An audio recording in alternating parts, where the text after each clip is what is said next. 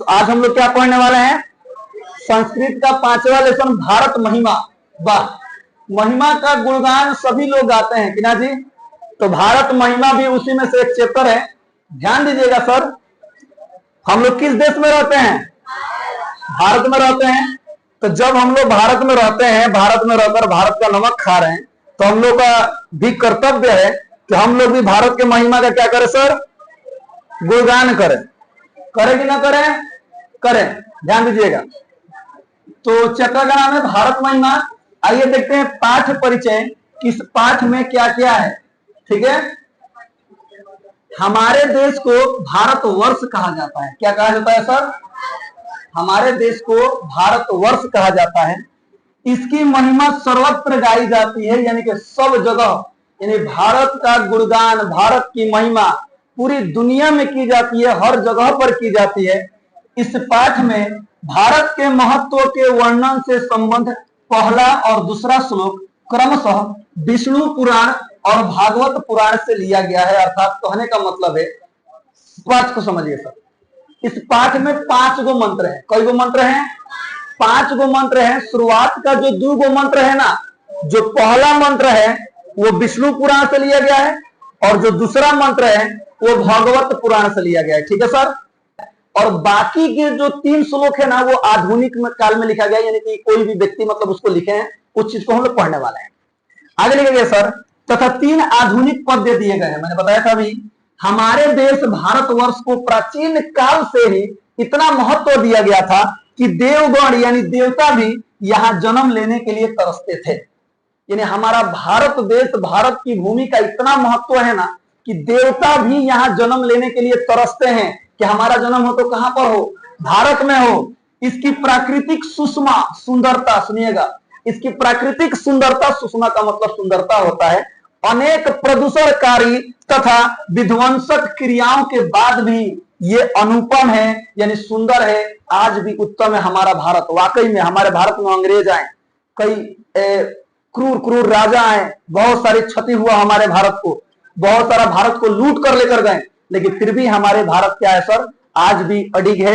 आज भी हमारे भारत की सभ्यता और संस्कृति भारत में जीवित है, और आज भी हमारा भारत एकदम खूबसूरती के साथ वैसे ही है जैसे पहले था। आगे देखिएगा सर, इसका निरूपण इन पदों में प्रस्तुत है। यानी हम जो पद पढ़ने जा रहे हैं, इसका निरूपण हम स्पष्ट रूप से देखेंगे कि वाकई में हमारा भारत का क्या महत्व है। आगे देखिए, यहाँ पे पॉइंट लिखा जाए सर, भारत के प्रति भक्ति हमारे लिए कर्तव्य के समान मानी जाती है। अर्थात हमारे अंदर देशभक्ति की भावना होनी चाहिए। क्या होनी चाहिए सर? देशभक्ति की भावना होनी चाहिए। अब आगे देखिएगा। हाँ, अब थोड़ा सा यहाँ पे श्लोक शुरू होता है, पद्य शुरू होता है।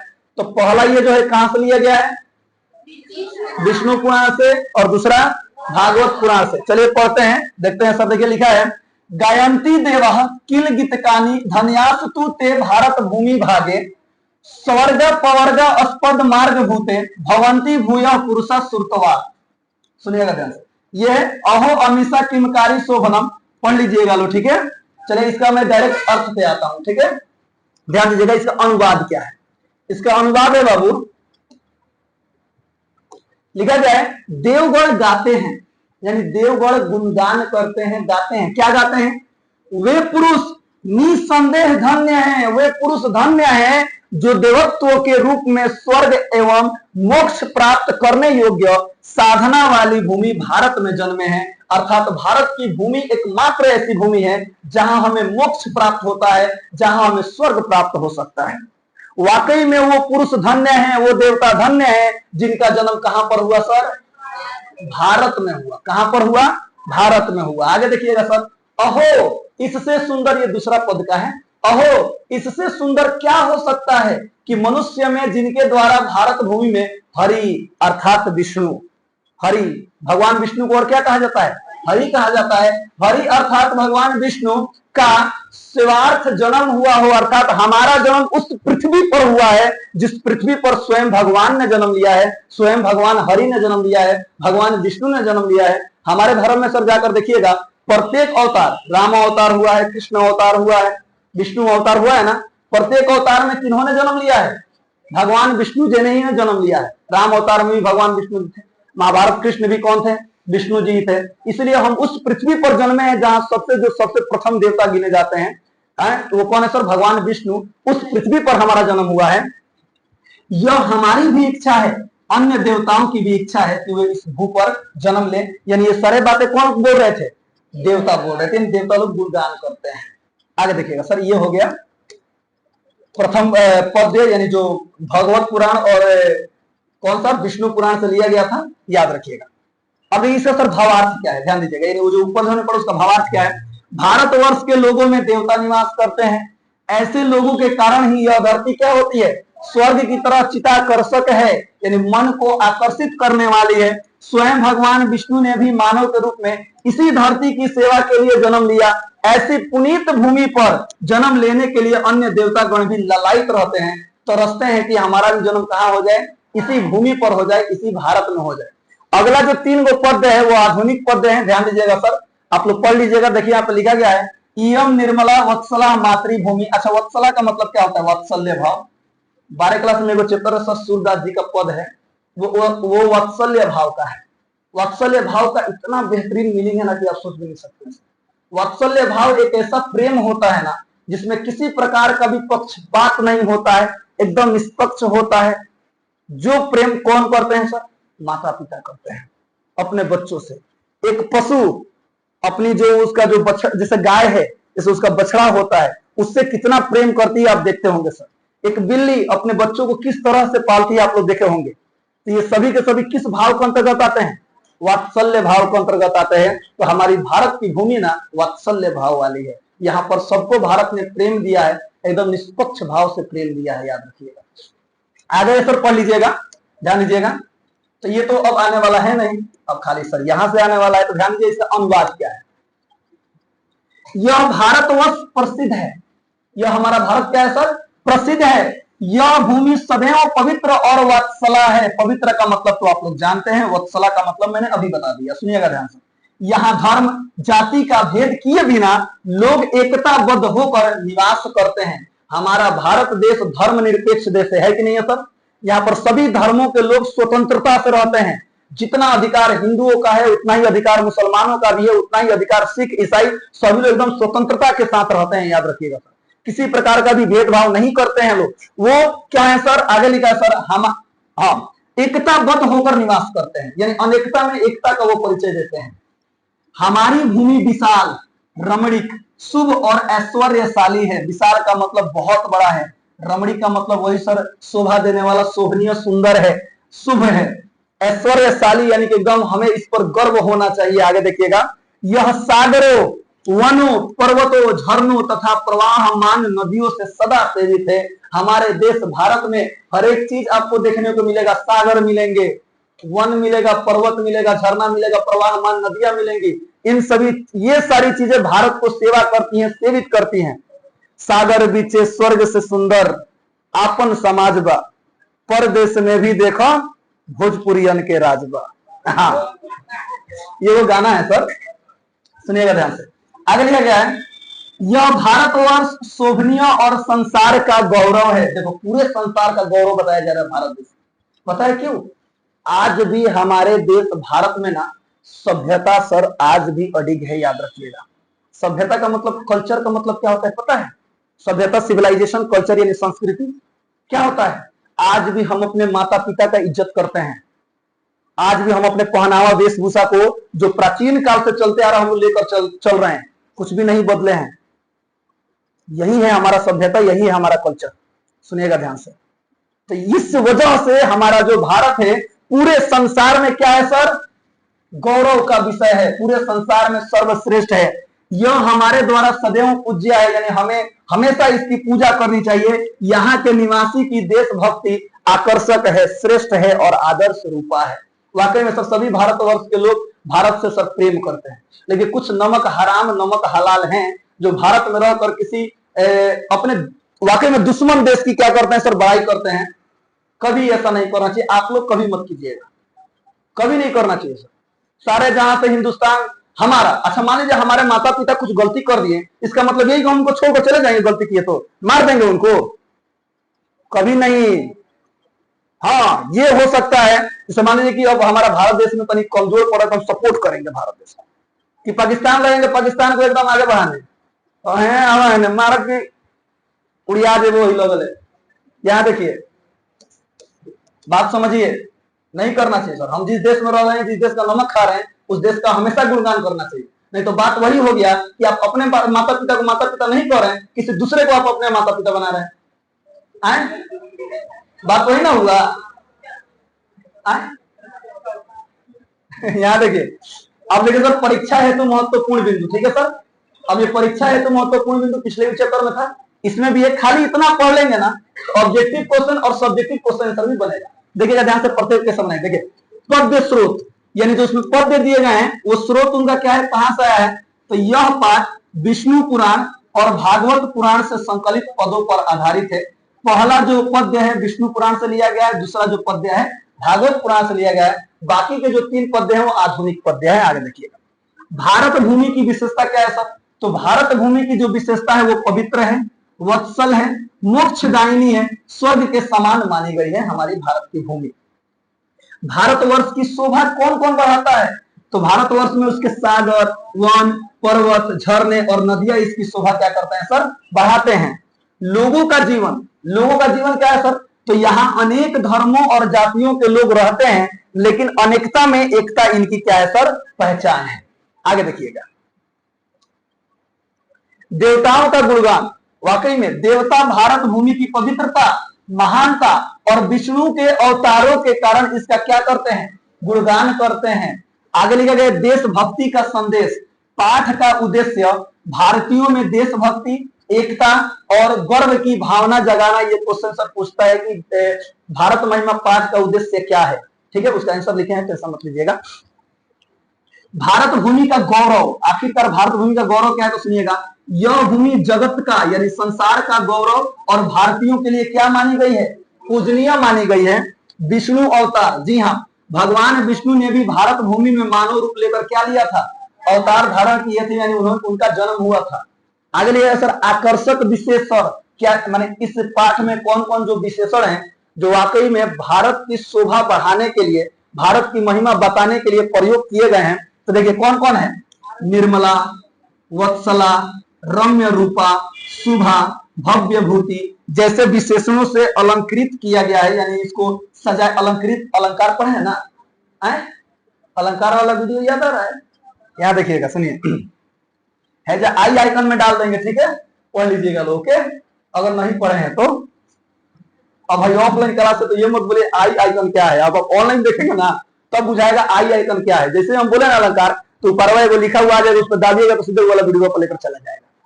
यहाँ देखिए, सुनिए, निर्मला का मतलब हमारा भारत एकदम निर्मल है। वत्सला का मतलब यहाँ पे जो प्रेम भाव है एकदम निष्पक्ष है। देखिए सर, है सुनो।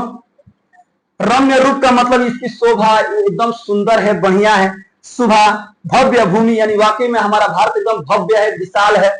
सबसे लास्ट, मुख्य शिक्षा क्या मिलती है सर, तो मातृभूमि की सेवा करना प्रत्येक नागरिक का क्या है सर, कर्तव्य है। इस पाठ से हमें यही शिक्षा मिलती है कि वाकई में हमें हमारी भूमि की रक्षा करना क्या है सर, हमारा कर्तव्य है।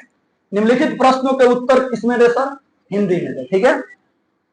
क्वेश्चन लिया गया है, भारतवर्ष की विशेषताएं क्या है। पहला ही क्वेश्चन, भारतवर्ष की विशेषताएं क्या है, भारतवर्ष के बारे में बताएं। भारतवर्ष को जैसे भी क्वेश्चन है आप क्वेश्चन समझकर उसका आंसर लिख दीजिएगा। सुनिएगा ध्यान से, भारतवर्ष पवित्र और पुण्य भूमि है।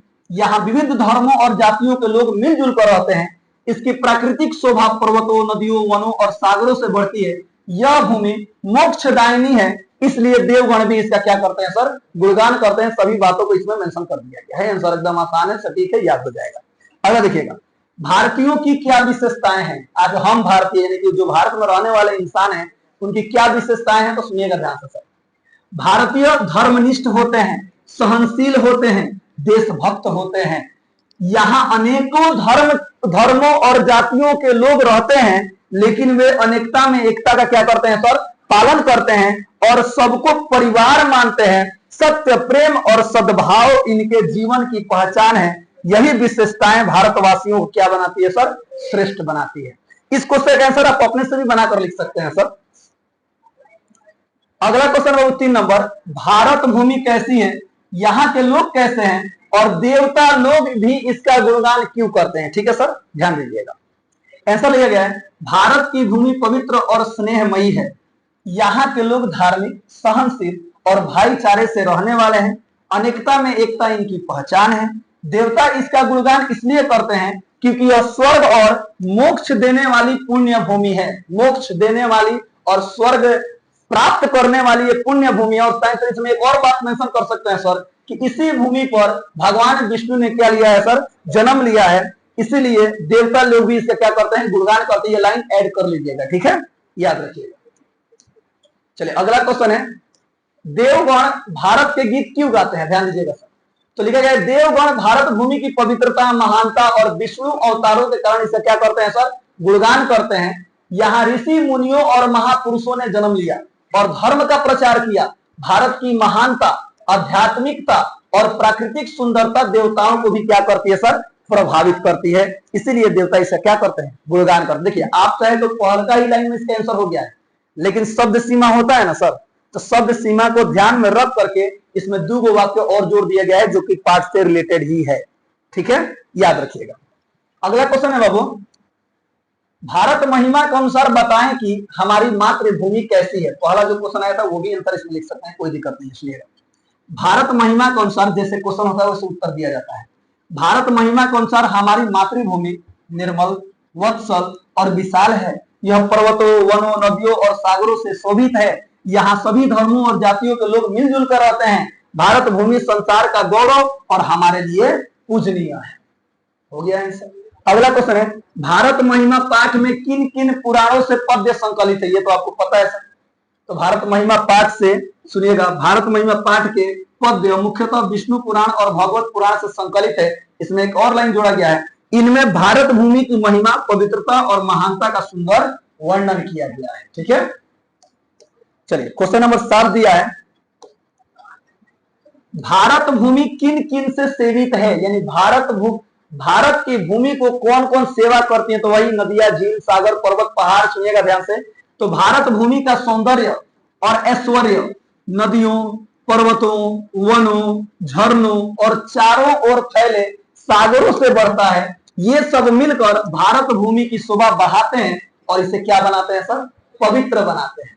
हो गया। अगला देखिए सर, भारत महिमा पाठ का उद्देश्य क्या है? ध्यान दीजिएगा। तो क्या उद्देश्य है? तो भारत महिमा पाठ का उद्देश्य भारतीयों में देशभक्ति, एकता और गर्व की भावना जगाना है। किसके प्रति गर्व की भावना? अपने भारत देश के प्रति हमारा गर्व होना चाहिए, हमें गर्व होना चाहिए। इसमें भारत भूमि की पवित्रता, प्राकृतिक सुंदरता और आध्यात्मिक महानता को दिखाकर लोगों को अपने देश के प्रति कर्तव्यनिष्ठ बनाने की प्रेरणा दी गई है। वही वाला पॉइंट लिख दिया गया था कि मातृभूमि की सेवा करना प्रत्येक नागरिक का क्या है? कर्तव्य है। इस पाठ का यही उद्देश्य है। ठीक है, चलिए तो क्वेश्चन आंसर यहीं पे खत्म होता है। अब शुरू करते हैं ऑब्जेक्टिव। तो सभी को पता है कि ऑब्जेक्टिव बहुत महत्वपूर्ण है। 50 नंबर हमें यहीं से कहूंगा बटोर लेना है। ठीक है, चलिए एक एक ऑब्जेक्टिव क्वेश्चन सर ठीक करते हैं, सही करते हैं। ठीक है, जिसको जो आंसर मालूम हो बताइएगा। किसके गीत देवता भी गाते हैं? देखो ऑप्शन में कितना बढ़िया बढ़िया डाला, भारतवर्ष के, स्वीडन के, बांग्लादेश के, पाकिस्तान के। भाई बात भी है।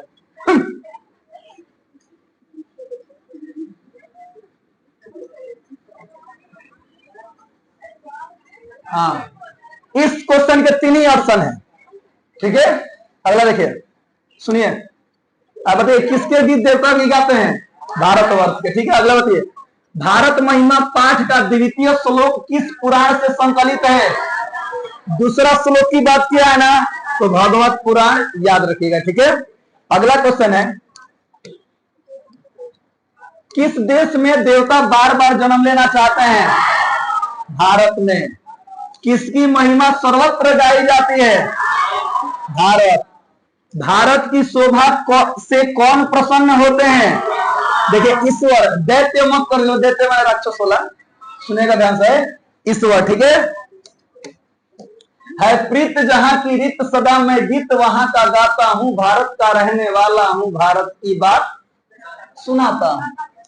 है देखिए सर, बताइए भारत महिमा पाठ प्रथम पद किस पुराण से संकलित है? अब प्रथम पद की बात क्या है ना, तो विष्णु पुराण से संकलित है, याद रखिएगा ऑप्शन नंबर ए हो जाएगा। ठीक है, अगला क्वेश्चन बताइए, भारत महिमा पाठ में किस देश की महिमा का वर्णन किया गया है? भारत, ऑप्शन नंबर सी हो जाएगा। ठीक है, ऑप्शन कहीं भी रहे पढ़कर टिक कीजिएगा। ठीक है, अगला क्वेश्चन बताइए, भारत महिमा पाठ में कुल कितने पद यानी मंत्र हैं? 5 गो है। हर के भवंती डैश डैश पुरुषा सुरतवा, सुनिएगा ध्यान से, ये जो श्लोक है ना ऊपर वाला, इसमें क्या भरा जाएगा तो सुनिएगा, भवंती भूयः पुरुषा सुरतवा। लाइन कहां का है? श्लोक का ही लाइन है, पद्य का ही लाइन है, उसी में से फिल इन द ब्लैंक्स कर दिया है। ठीक है, अगला बताइए, अहो अमीषा किमकारी डैश डैश अस्प्रिया ही न, यह पद किस पुराण से? सुनिएगा, ये जो अहो है, अहो दूसरा वाला है, तो भागवत पुराण, ऑप्शन नंबर डी हो जाएगा। ठीक है, अगला बताइए, विभिन्न जाति और धर्म के लोग भारत में कैसे रहते हैं? बताइए, सुनिए, एकत्व भाव से, वैमनस्य भाव से, शत्रु भाव से, कपट भाव से? एकत्र भाव से, लेकिन जितने भी मित्र होते हैं पढ़ाई लिखाई के मामला में, एग्जाम के मामला में, कहो ना बाबू रे, कोई भी नहीं चाहता है कि आपसे अच्छा उसका नंबर आए, माने उससे अच्छा आपका नंबर आए, ये बात हमेशा याद रखिएगा। ठीक है, ऐसे पढ़ो मन लगा के। अगला बताइए, 12 नंबर, हम सभी को भारतवर्ष के प्रति क्या भावना होनी चाहिए? देशभक्ति की भावना होनी चाहिए, याद रखिएगा। भारत महिमा पाठ में पुराणों से कितने पद संकलित हैं? पुराणों से 2 गो पद संकलित है, याद रखिएगा, ऑप्शन नंबर बी हो जाएगा। ठीक है, चलिए अगला क्वेश्चन देखिए, सुनिए, स्वर्ग पवर्ग अस्पद मार्ग भूते, देश कौन सा है? यानी इसका मतलब पता है क्या सर? यानी स्वर्ग और मोक्ष प्राप्त करने वाली भूमि कौन सी है, माने रास्ता कौन सा है? भारत। अब देखिए, गायंती देवा डैश डैश सुरतवा, यह पद देखिए, गायंती देवा ये पहला वाला है, किस पुराण से लिया गया है?